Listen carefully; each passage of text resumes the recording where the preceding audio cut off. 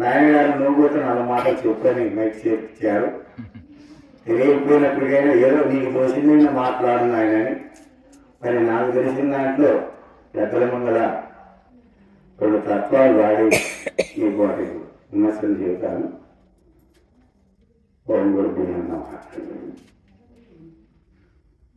బుద్ధి పందలో పుట్టిన ఓ రామా, తెలిసి తెలియని పసిపాయంబున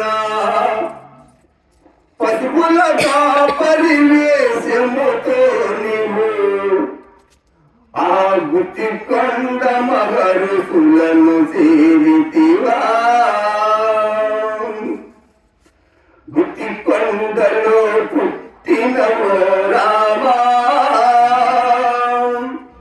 తెలిసి తెలియని పసిపాయంబున పశువులగా పరివేశముతో నీవు గుత్తి కొండ మహరుసులను సేవితివా. పిల్లలతోనే ఆటలు ఆడి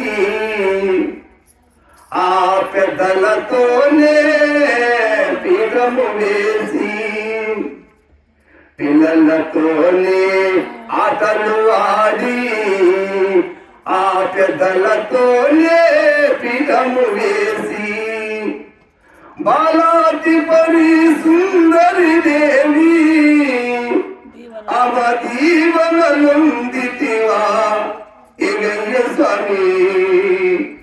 గుత్తి కొండలో పుట్టిన ఓ రామా, తెలిసి తెలియని పసిపాయంబున పశువులగా పరివేశముతో నీవు గుత్తి కొండ మహా ఋషులను ముసుకున్న ఋషిని చేరితివా.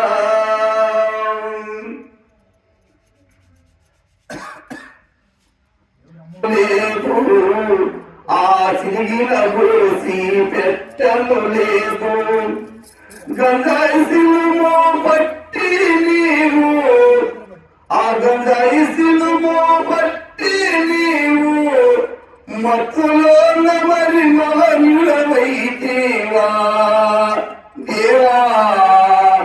ఆ మత్తులో నీవు మహనుడవైతేవా దేవా. గుత్తి కొండలో పుట్టిన ఓ రామా, తెలిసి తెలియని రామా, తెలిసి తెలియని పసిపాయంబున పశువులగా పరివేశముతో నీవు ఆ గుత్తి కొండ మహారుషులను ముసుకున్న మహారుషిని చేరితివా దేవా. ఒకపాటి గలక్షేత్రంలో నాయనగారితోటి స్నేహము తెలుసుకొని అక్షరాభ్యాసమై ఇక్కడ గోవులు కాసుకుంటా చిన్నపిల్లలతో ఆటలాడుకుంటా పెద్దలతో కూర్చొని ఇట్లే సత్సంగాలలో ఆడితేరి అనుభవజ్ఞులు అయినారు.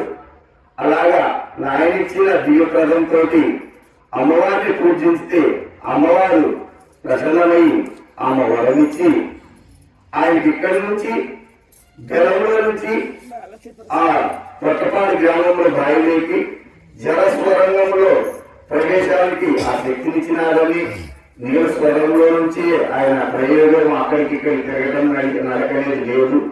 ఆ శక్తిని ఆ వారాత పుష్పంగా ఇచ్చినారని పెద్దలు చెప్పడం వినిపించింది. అలాగా శాలివాసన సరకం అయితే దానికి నామకరణ ఇతదేశ కేంద్ర ప్రభుల వారు కూడా శాలివాహన సరకం అంటే దానికి చాలా చరిత్ర ఉంటుంది. దాన్ని ఎప్పుడు ఏమిటి అని దాని స్థితిగతులని ఉంటున్నాయి. దాన్ని శాలివాహన సరకం శనివారం 1వ జామున ఆయనకు బ్రహ్మోపదేశం చేసినారని దాని చరిత్రలో చెప్పబడి ఉంటుంది. అది చాలా లోతుగా ఉంటే చాలా అర్థం అవుతుందిగా. కానీ ఇక్కడ ఈ సన్నిధానంలో ఉన్నాం కాబట్టి అట్లా గుత్తికొండ గురించి ఒకటి పాడాలనిపించింది. అది నేను ప్రబోధన చేసి ఉన్నాను. మరి మా గురుదేవులు నాసరయ్య గారు శిష్యులు గారు ఓమదాసనాయ గారు వారి తత్వం ఒకటి ఉంటుంది. మరి అయ్యగారు ఎవరిని నేను ఏదైనా మాటలు చెప్పలేకపోవచ్చు.